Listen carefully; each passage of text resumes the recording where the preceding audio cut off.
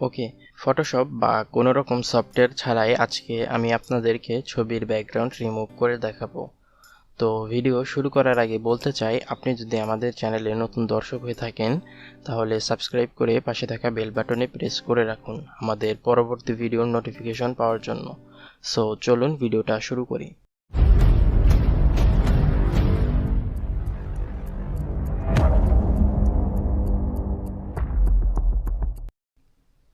প্রথমে আপনারা আপনাদের পছন্দের ব্রাউজারটি ওপেন করে নেবেন।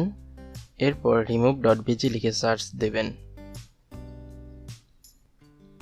এরপর আপনাদের সামনে এরকম একটি উইন্ডো ওপেন হবে। এখানে আপনারা চাইলে ফ্রিতে ছবির ব্যাকগ্রাউন্ড রিমুভ করতে পারবেন। তা না হলে আপনারা সাবস্ক্রিপশন প্ল্যানও কিনে নিতে পারেন, তাহলে অনেক সুবিধা পাবেন।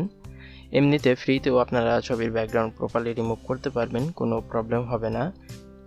তো ছবির ব্যাকগ্রাউন্ড রিমুভ করার জন্য এখানে আপলোড ইমেজ অপশনে ক্লিক করবেন।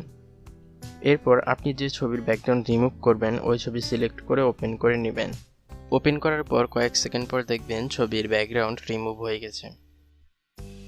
ছবির ব্যাকগ্রাউন্ড রিমুভ হওয়ার পর আপনারা এই ছবিটাকে ডাউনলোড করার জন্য ডাউনলোড অপশনে ক্লিক করবেন, অথবা আপনারা এই ছবির উপর ক্লিক করেও ছবিটা ডাউনলোড করে নিতে পারেন। ছবি ডাউনলোড হয়ে গেছে, এবার আমরা ছবিটা ওপেন করে দেখছি। দেখুন ছবিটার ব্যাকগ্রাউন্ড প্রপারলি রিমুভ হয়ে গেছে।